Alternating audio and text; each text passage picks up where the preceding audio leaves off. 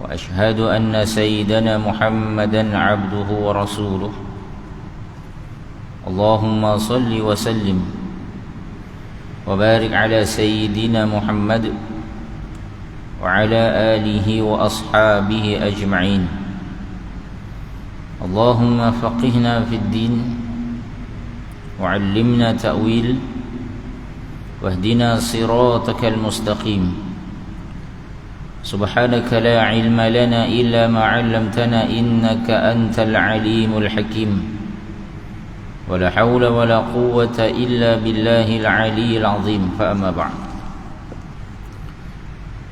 Yang dimuliakan Al-Fadil Tuan Imam, yang berbahagia Tuan Nazir Masjid, barisan Lijatan Kuasa, para hadirin hadirat muslimin muslimat yang dikasihi dan dirahmati Allah Subhanahu wa taala.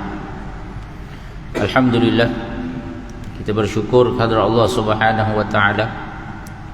Pagi ini kita masih lagi dibangkitkan oleh Allah Subhanahu wa taala untuk kita meneruskan kehidupan di atas dunia ini.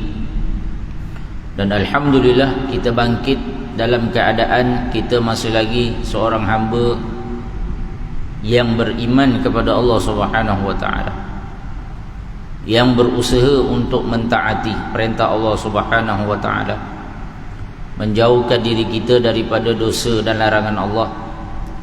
Moga-moga Allah Subhanahu wa taala mengurniakan kepada kita istiqamah untuk kita terus mentaati Allah, dan moga-moga kita dimatikan dalam keadaan husnul khatimah, diterima segala amal kita dan dimasukkan ke dalam syurga yang kekal abadi insya-Allah taala, amin. Tuan-tuan muslimin muslimat yang dikasihi dan dirahmati Allah Subhanahu wa taala, insya-Allah kita akan menyambung pengajian kita kitab tafsir Asy-Sya'rawi. Kita masih lagi membahaskan ayat yang kedua dan ketiga daripada suratul Fatihah. Alhamdulillahi Rabbil Alamin Ar-Rahmanir Rahim. Segala puji bagi Allah, Tuhan seluruh alam, yang bersifat Maha Pengasih lagi Maha Penyayang. Baik, kita telah pun membincangkan sebelum ini di mana Imam Asy-Sya'rawi mengatakan di sana terdapat perbezaan antara kalimah Bismillahirrahmanirrahim dan kalimah Alhamdulillahi Rabbil Alamin. Bila kita baca suratul Fatihah, kita akan mula dengan Bismillahirrahmanirrahim dan kita bertemu dengan ayat Alhamdulillahi Rabbil Alamin. Adapun kalimah Bismillah itu adalah suatu ucapan seorang hamba yang tujuannya adalah untuk meminta pertolongan daripada Allah Subhanahu wa taala. Yang mana kalimah ini kita akan baca apabila kita nak memulakan sesuatu pekerjaan. Bila nak buat satu benda, kita akan membaca bismillah. Apa tujuan kita baca bismillah? Tujuannya adalah untuk kita minta pertolongan. Kita mohon Allah permudahkan urusan kita, pekerjaan yang kita nak lakukan. Manakala setelah selesai melakukan sesuatu pekerjaan, kita akan mengucapkan kalimah Alhamdulillah, segala puji bagi Allah. Ya, dan ucapan Alhamdulillah itu adalah suatu kenyataan, ya, ataupun kita nak mengucapkan rasa syukur dan berterima kasih kita kepada Allah Subhanahu wa taala. Ya, jadi kedua-dua ucapan tersebut ada makna dan tujuan yang berbeza-beza. War-Rahmanur Rahim fil basmalah laha ma'na ghairur Rahmanur Rahim fil Fatihah. Manakala kata Imam Asy'arawi, kalimah Ar-Rahman Ar-Rahim yang ada pada basmalah, bila kita baca bismillah, kita akan jumpa kalimah Ar-Rahmanir Rahim. Kita baca Bismillahirrahmanirrahim. Lalu bila kita membaca suratul Fatihah, kita akan jumpa lagi kalimah Ar-Rahmanir Rahim. Ya, kita baca Alhamdulillahi Rabbil Alamin Ar-Rahmanir Rahim. Jadi kata Imam Asy'arawi, kalimah Ar-Rahman Ar-Rahim pada basmalah mempunyai makna yang berbeza dengan Ar-Rahman Ar-Rahim pada suratul Fatihah. Fafil basmalati hiya tadhakkarna bi rahmatillahi subhanahu wa ta'ala wa ghufranihi hatta la nastahi wa la nahabu an nasta'ina bismillah in kunna qad fa'alna maksiatin. Adapun kalimah Ar-Rahmanur Rahim pada basmalah, tujuannya adalah untuk mengingatkan kita dengan rahmat Allah Subhanahu wa ta'ala dan keampunannya. Ya, bila kita baca Bismillahirrahmanirrahim, terdapat nama Allah, sifat Allah, iaitu Ar-Rahmanur Rahim. Makna Ar-Rahmanur Rahim pada basmalah ini, kata Imam Asy'arawi, nak ingatkan kita, Allah nak ingatkan kita pada bismillah itu bahawa rahmat Allah Subhanahu wa ta'ala kepada hamba-hambanya ini terlalu luas. Ya, Allah menjadikan kehidupan di atas dunia ni, tuan-tuan, penuh dengan rahmat, penuh dengan kasih sayang, penuh dengan belas kasihan. Dan Allah nak ingatkan tentang ghufranihi, pengampunan Allah Subhanahu wa ta'ala. Ya, supaya apa? Supaya kita sebagai hamba, ya, yang kita akui, tuan-tuan, kita ni banyak dosa dan kesalahan yang kita lakukan. Ya, kita ni bangun pagi kita pergi masjid, kita pergi surau, kita duduk rumah Allah, alhamdulillah. Barangkali tuan-tuan duduk dalam rumah Allah ni, kita tak terfikir nak buat dosa, nak buat maksiat, nak buat perkara yang ditegah oleh Allah Subhanahu wa ta'ala. Tapi nanti bila kita keluar dari rumah Allah Subhanahu wa ta'ala, ya, kita buat benda-benda, perkara-perkara yang nak memenuhi kehendak hati kita, nak makan, nak minum, nak jumpa kawan, nak, ya, macam-macam kita akan buat. Maka di sana barangkali akan ada dosa-dosa, kesalahan, maksiat yang akan kita lakukan. Tapi tuan-tuan, kok mana pun banyak dosa yang kita lakukan, kesalahan, maksiat yang kita lakukan, Allah tak nak kita tinggalkan untuk mengucapkan ataupun membaca kalimah bismillah bila kita nak buat sesuatu benda. Tuan-tuan, jangan tinggal sebut kalimah bismillah bila kita nak buat apa-apa aktiviti kita. Bacalah bismillah. Sebab apa? Sebab kata Imam Asy'arawi, dalam kalimah basmalah itu Allah nak kita ingat, Allah nak kita sedar betapa luasnya rahmat Allah Subhanahu wa ta'ala dan betapa luasnya pengampunan Allah Subhanahu wa ta'ala. Banyak mana pun dosa kita, tuan-tuan, tetap Allah beri nikmat dan kurniaan-kurniaannya kepada kita. Banyak mana pun dosa kita, kesalahan kita, Allah tetap nak ampunkan dosa-dosa kita. Ya, sebab itulah, tuan-tuan, salah satu di antara nama Allah Subhanahu wa ta'ala, Allah bersifat Al-Ghafur. Ya, apa makna Al-Ghafur? Makna Al-Ghafur ni apa, tuan-tuan? Ya, saya teringat seorang ulama tafsir, Syekh Quraisy Shihab. Satu hari dia mengajar, ya, dekat sebuah masjid.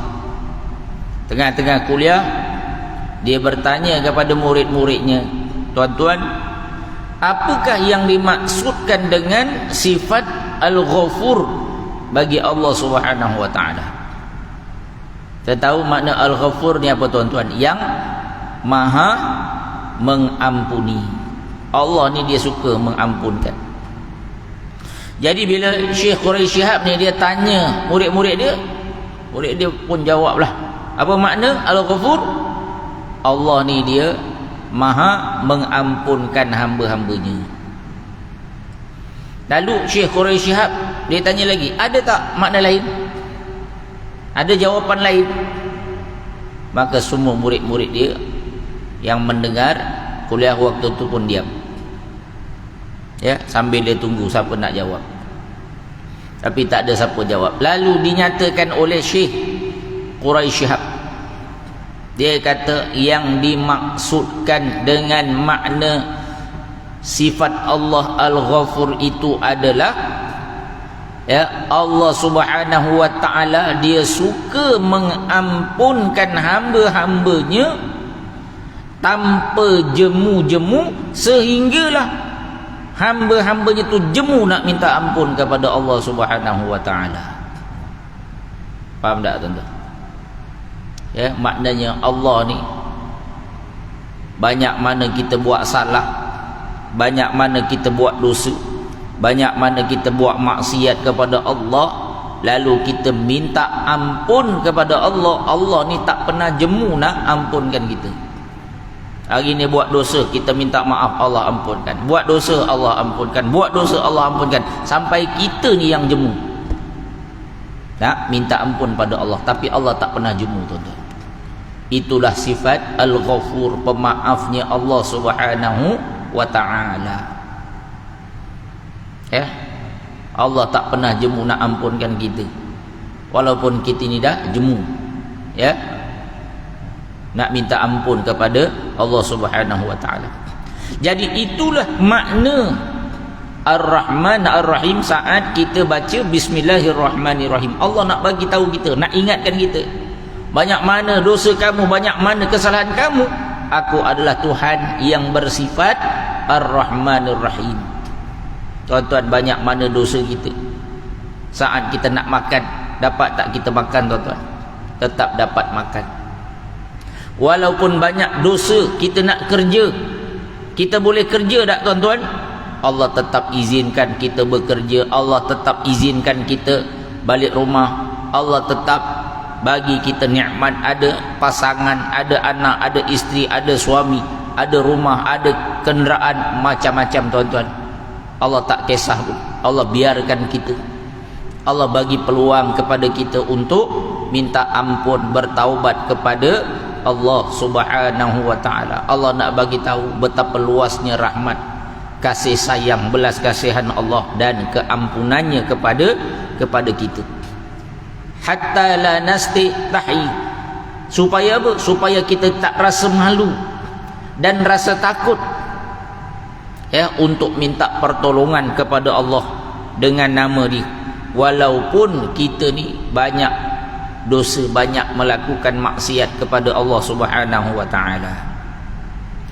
Fallahu Subhanahu wa taala yuriduna an nasta'ina bi ismihi daiman fi kulli a'malina. Dan Allah nak supaya kita ni sentiasa minta tolong, sentiasa sebut nama dia, ya, dalam setiap pekerjaan yang kita nak lakukan. Tuan-tuan, walaupun kita, contohnya kita nak makan, kita tak baca bismillah, dapat tak, tuan-tuan, kita nak makan? Dapat. Kita tak baca bismillah saat kita nak mesyuarat, selesai tak mesyuarat kita? Macam-macam idea tak, tuan-tuan, keluar daripada fikiran kita? Macam-macam idea. Selesai mesyuarat, selesai kerja kita buat. Selesai tuan-tuan kalau kita nak bersukan main badminton, futsal, selesai. Ya, tetapi tuan-tuan, selesai itu adakah dengan sebab kita ataupun Allah yang izinkan? Tuan-tuan, kita tetap dapat melakukan pekerjaan tersebut kerana Allah ni dia bersifat Rahman. Allah izinkan kita buat apa yang kita nak. Tetapi saat seorang hamba dia nak melakukan suatu pekerjaan, lalu dia menyebut kalimah Bismillahirrahmanirrahim, dia sebut nama Tuhan dia sebut nama Allah Subhanahu wa ta'ala, itu adalah tanda orang tu beriman kepada Allah Subhanahu wa ta'ala. Allah nak tengok tanda iman kita kepada Allah, penggantungan kita kepada Allah Subhanahu wa ta'ala. Sebab saat kita baca dan sebut kalimah bismillah, Allah tahu kita ni yakin benar-benar bahawa kita boleh melakukan suatu pekerjaan itu dengan izin Allah Subhanahu wa ta'ala. Walaupun kita tak baca, Allah izinkan juga. Tapi itu tanda iman kita kepada Allah Subhanahu wa ta'ala. Fa idza saqata wahidun minna fi ma'siyatin qal kaifa asta'inu bihi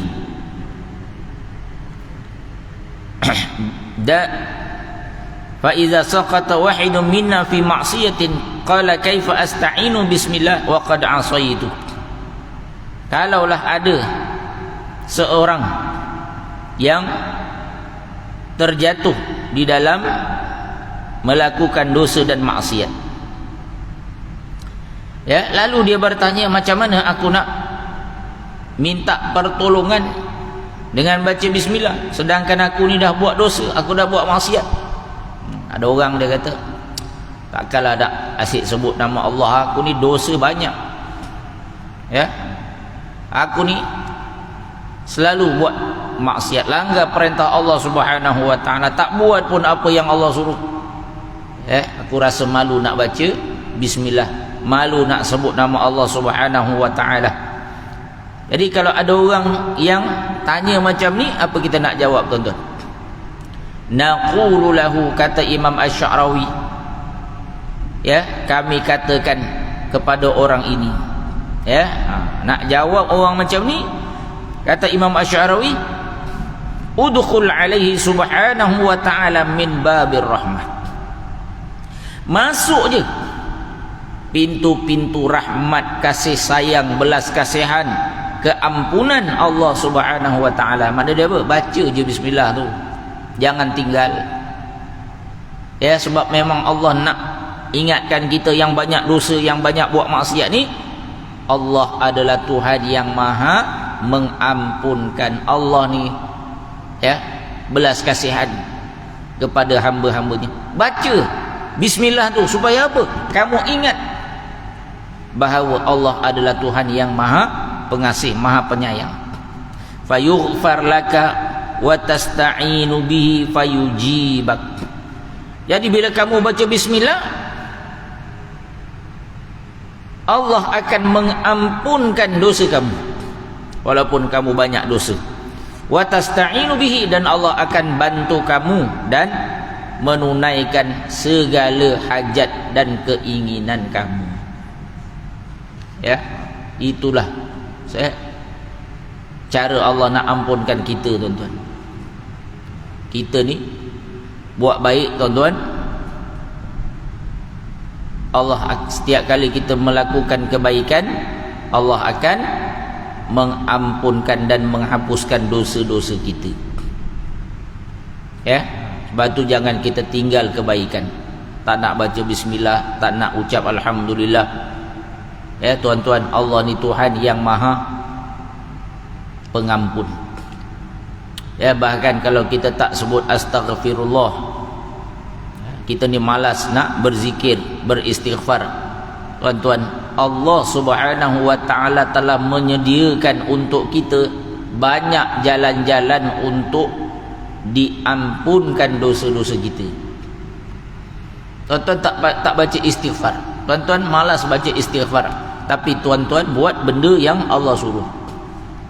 Tuan-tuan, betapa banyak amalan yang Allah suruh kita lakukan seharian, yang amalan itu menghapuskan dosa-dosa kita terlalu banyak. Tuan-tuan, tuan-tuan datang masjid derma, masuk duit dalam tabung, ataupun tuan-tuan bagi derma dekat orang susah, minta sedekah. Nabi kata apa tuan-tuan? Innas sadaqata tutfi'un nar. Nabi kata sesungguhnya sedekah itu akan memadamkan api neraka. Maknanya apa? Allah ampunkan dosa kita.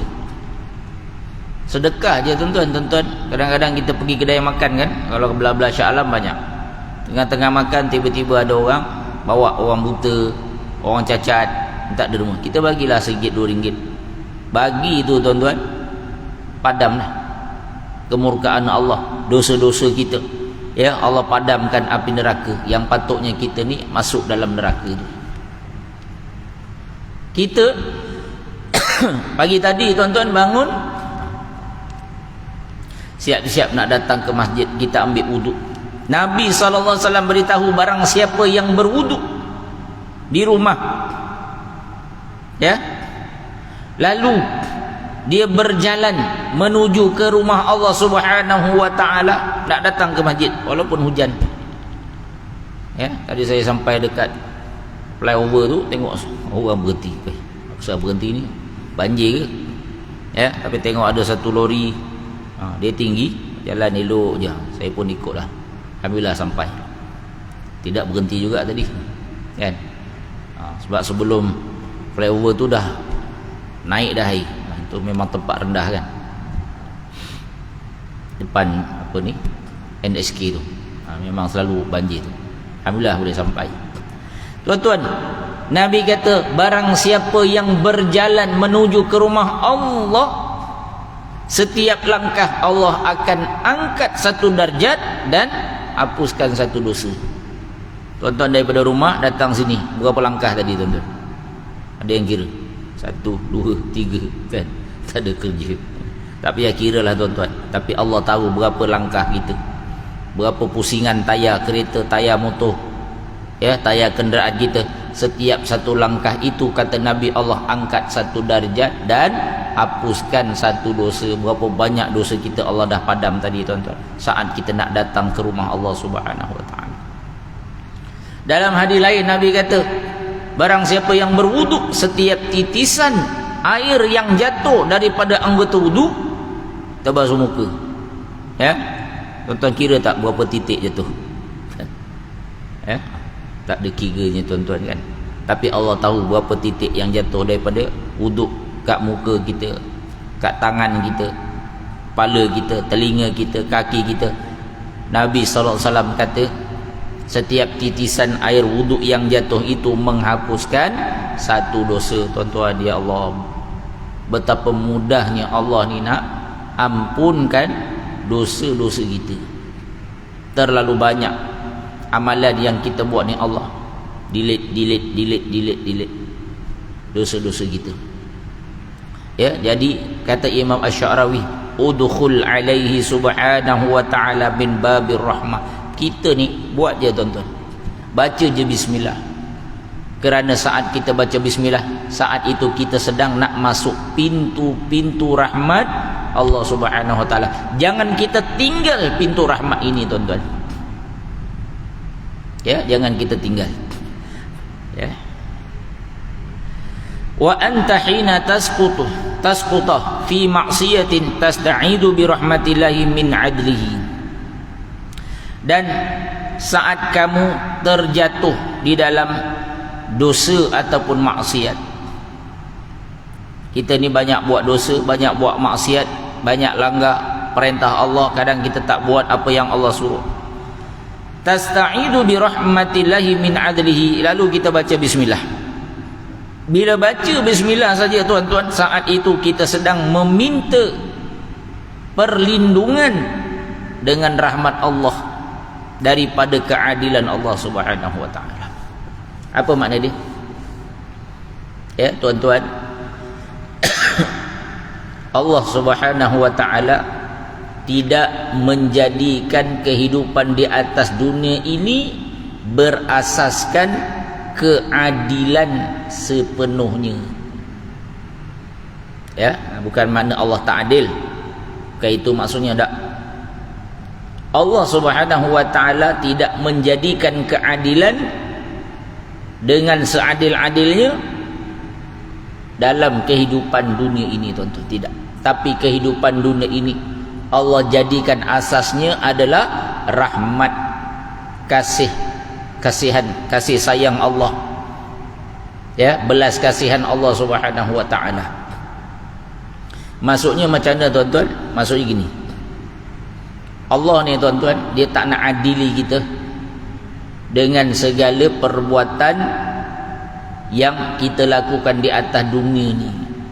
Allah nak adili kita ni bukan dalam kehidupan dunia, tapi bila? Nanti di akhirat. Itulah keadilan yang Allah akan lakukan sepenuhnya nanti di akhirat. Tapi kat dunia ni Allah tidak jadikan kehidupan manusia ni untuk diadili dekat dunia ni. Buktinya apa, tuan-tuan? Kita dapat lihat, ya, Allah Subhanahu wa ta'ala saat kita melakukan amal kebaikan, ada tak Allah balas masa kita kat dunia ni? Tuan-tuan, kita tadi sembahyang subuh, kita nampak tak balasan kita? Tuan-tuan datang ke rumah Allah, tuan-tuan duduk dalam majlis ilmu, tuan-tuan nampak tak mana balasan? Adil tak? Tuan-tuan, keadilan Allah bukan di sini, Allah simpan nanti di akhirat. Orang yang buat dosa, buat maksiat, tak nak beriman pada Allah, derhaka pada Allah, tuan-tuan, Allah balas tak dekat dunia ni? Tuan-tuan, keadilan Allah terhadap orang buat dosa, buat maksiat, langgar perintah Allah bukan di sini. Allah akan balas bila? Nanti di akhirat. Ya, betapa banyaknya orang yang derhaka pada Allah, Allah biarkan mereka tetap dapat makan, tetap dapat minum. Orang derhaka pada Allah, orang hina Islam, orang tak beriman pada Allah, lawan agama Allah, Allah ambil tindakan tak? Allah biar je, tuan-tuan. Sebab apa? Ini rahmat Allah. Allah nak bagi peluang, tuan-tuan. Kita buat dosa, buat maksiat, Allah balas tak atas dunia ni? Tuan-tuan, Allah biar. Allah tetap bagi kita makan, Allah tetap bagi kita peluang. Allah tunggu bila kita nak datang bertaubat kepada Allah Subhanahu wa ta'ala. Adil tak, tuan-tuan? Allah tidak menjadikan kehidupan dunia ni atas asas keadilan. Keadilan bukan kehidupan dunia, tu nanti di akhirat. Tapi Allah menjadikan kehidupan di atas dunia atas dasar rahmat Allah. Kesian, tuan-tuan. Allah tahu kita ni lemah, Allah tahu kita ni kadang-kadang tak kuat, lalu Allah suruh kita minta rahmat Allah. Kita berlindung dengan rahmat Allah daripada keadilan Allah Subhanahu wa ta'ala. Sebab kalau Allah adil, Allah akan balas terus segala kebaikan yang kita lakukan, dan Allah akan balas terus segala kejahatan yang kita lakukan. Tapi Allah balas tak? Tuan, Allah tak balas. Sebab Allah jadikan kehidupan dunia ini asasnya adalah rahmat, belas kasihan. Ya, li'anna 'adlallah la yatruku saghiratan wala kabiratan illa ahsaha. Ya, kerana rahmat Allah Subhanahu wa ta'ala, Allah tidak akan, ya, tinggalkan. Allah, kalau Allah jadikan kehidupan dunia ni dengan keadilan, nescaya, tuan-tuan, Allah takkan tinggalkan sedikit pun dosa-dosa kita, sama ada yang kecil ataupun yang besar. Yang kecil Allah balas, apatah lagi yang besar. Buat dosa je kena hukum, buat maksiat je terus kena azab. Tapi Allah buat tak? Allah tak buat pun, tuan-tuan. Allah biarkan kita, Allah tak hukum, ya, perbuatan yang kita lakukan. Maka itulah tuan-tuan, sebab itulah kata Imam Asy'arawi, Allah tidak jadikan kehidupan dunia ni atas asas keadilan, tapi atas asas rahmat Allah. Lalu saat kita membaca bismillah, saat itu tuan-tuan kita nak minta, sebenarnya kita sedang nak minta rahmat belas kasihan Allah, dan kita berlindung daripada keadilan Allah. Minta Allah jangan azab kita, jangan balas segala kejahatan, dosa, maksiat yang kita lakukan. Ya, sebab kalau Allah turunkan keadilannya, benda kecil benda besar semua Allah akan balas atas perbuatan kita. Waqra qauluhu subhanahu wa ta'ala, bacalah firman Allah subhanahu wa ta'ala. Allah sebut dalam surah Al-Kahfi, apa kata Allah? Wa wudi'al kitabu fataral mujrimina mushfiqina mimma fihi wa yaquluna ya waylatana ma li hadzal kitab la yughadiru saghiratan wala kabiratan illa ahsaha ووجدوا ما عملوا حاضرا ولا يظلم ربك أحدا. Ya, Allah beritahu, dan kitab-kitab amal juga tetap akan dibentangkan, maka engkau akan melihat orang-orang yang berdosa itu merasa takut akan apa yang tersurat di dalamnya. Ya, Allah cerita satu keadaan yang akan berlaku di akhirat nanti. Apa yang berlaku tuan-tuan? Saat itu setiap manusia Allah akan bentangkan catatan, buku catatan amalnya. Orang-orang yang buat dosa, orang-orang kafir, orang yang ahli maksiat, bila dibentangkan buku catatan amal dia, waktu itulah tuan-tuan mereka akan merasa gerun, mereka rasa terkejut, ya, merasa takut. Bila tengok buku amal tu, waktu tu tuan-tuan dah kecut dah, ya, kecut perut dah. Dan mereka berkata, ya, aduhai, ya, celakanya kami, aduh, celakanya, ya, mengapa kitab ini demikian keadaannya? Kenapa sampai macam ni kitab catatan amalannya? Ya, apa yang tertulis dalam kitab catatan amal?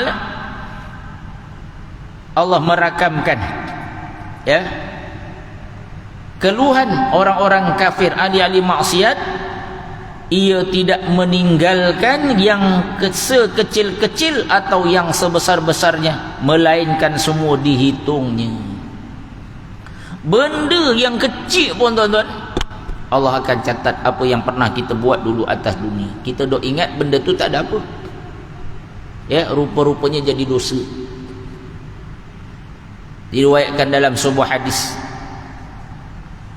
ya, zaman Nabi, apa ni, Nabi SAW meriwayatkan ada seorang di akhirat nanti, ya, ada seorang hamba Allah ni, dia masa kat dunia ni tuan-tuan kerjanya jual kayu api, ya, jual kayu api.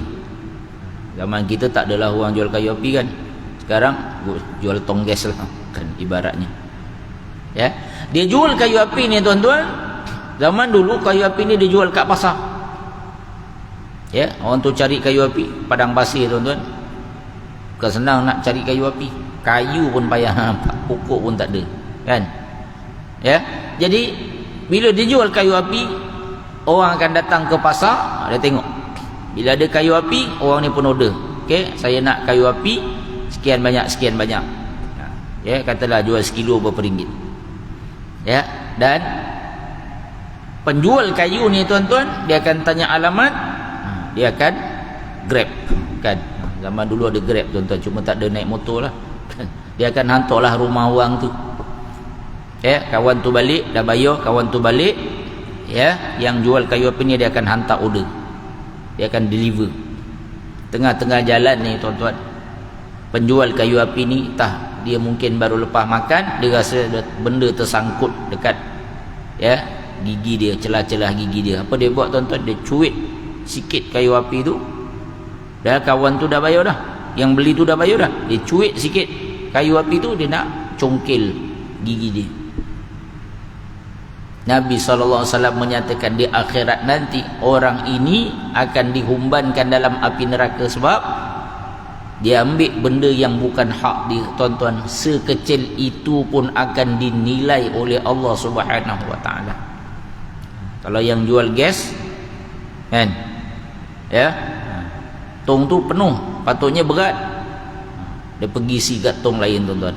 Tong yang kosong diisi, ambil sikit sikit campur 10 tong penuh dah gas yang kosong tu.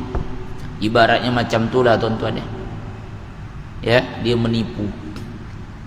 Walaupun dia rasa ini benda kecil je, aku ambil sikit je, tetapi itu tetap akan dihitung oleh Allah Subhanahu Wa Taala. Jadi di akhirat nanti tuan-tuan, orang yang derhaka ni dia akan rasa terkejut. Ya Allah, yang sekecil-kecil sampai sebesar-besarnya pun akan dihitung oleh Allah Subhanahu Wa Taala. Dan mereka dapati segala yang mereka kerjakan itu sedia tertulis di dalamnya. Dan ingatlah, Tuhanmu tidak berlaku zalim kepada seorang pun. Tuan-tuan, semua Allah akan tulis, Allah akan catat. Lalu kata Imam Asy-Sya'rawi, walaula rahmatullah allati sabaqat adluhu. Ini tuan-tuan, dalam ayat tadi itu cerita nanti di akhirat. Keadilan Allah akan tunjukkan dengan sebenar-benarnya. Tapi kat dunia tidak tuan-tuan. Allah tak jadikan dunia ni tempat untuk keadilan yang sebenar-benarnya. Bukan makna dunia tak adil, bukan tu tuan-tuan. Tapi keadilan Allah tak tunjuk kat dalam kehidupan dunia, Allah simpan nanti di akhirat. Lalu kata Imam Asy-Sya'rawi, kalaulah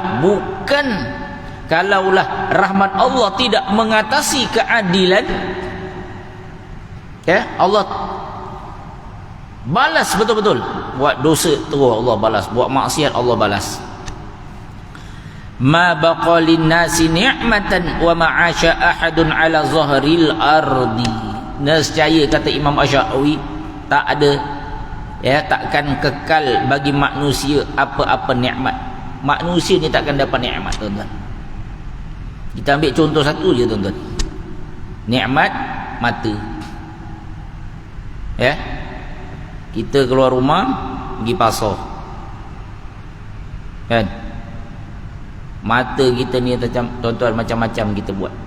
Kita tak jaga mata kita. Kalaulah Allah nak balas, jadikan kehidupan kat dunia ni dengan seadil-adilnya, habis mata kita ni tuan-tuan. Tengok maksiat je terus, jadi buta. Agak-agak mana tuan-tuan? Boleh nampak bila tengok ke kita? Tak boleh tuan-tuan. Sebab apa? Sebab mata kita ni kita tak jaga. Sebab tu kata Imam Asy-Sya'rawi, kalau Allah nak buat keadilan kat dunia ni, takkan ada orang yang kekal nikmat. Tangan kita, kalau meniaga, menipu, habis hudung tangan. Mulut kita tuan-tuan, duk kutuk orang, maki orang, fitnah orang, habis mulut kita ni tuan-tuan. Takkan ada nikmat yang akan kekal di atas dunia, dan tak ada seorang pun dapat hidup atas dunia ni. Semua meninggal habis tuan-tuan. Sebab apa? Kerana manusia ni lebih banyak melakukan dosa daripada mentaati Allah. Sebab itulah Allah tak jadikan hidup dunia ni atas asas keadilan, tapi Allah jadikan atas asas rahmat. Allah kesian tuan-tuan. Walaupun banyak dosa, Allah bagi juga makan. Walaupun banyak dosa, Allah bagi juga nikmat-nikmat. Dan Allah bagi peluang agar hamba-hambanya bertaubat, minta ampun, beramal, mendapatkan rahmat ganjaran daripada Allah Subhanahu wa taala. Moga-moga tuan-tuan kita sentiasa beramal membaca bismillah, supaya kita sentiasa berada dalam rahmat perlindungan dan kasih sayang Allah Subhanahu wa taala. Wallahu taala a'lam. Yang baik itu daripada Allah, yang kurang dan lemah itu daripada diri saya sendiri. Aqulu qawli hadza wa astaghfirullahal azim li wa lakum. Wassalamu alaikum warahmatullahi wabarakatuh. Subhanakallahumma wa bihamdik, asyhadu an la ilaha illa anta, astaghfiruka wa atubu ilaik. Bismillahirrahmanirrahim. Wal 'asri innal insana lafi khusr illa alladhina amanu wa 'amilus solihat wa tawasaw bil haqq wa tawasaw bis sabr. Shadaqallahul azim.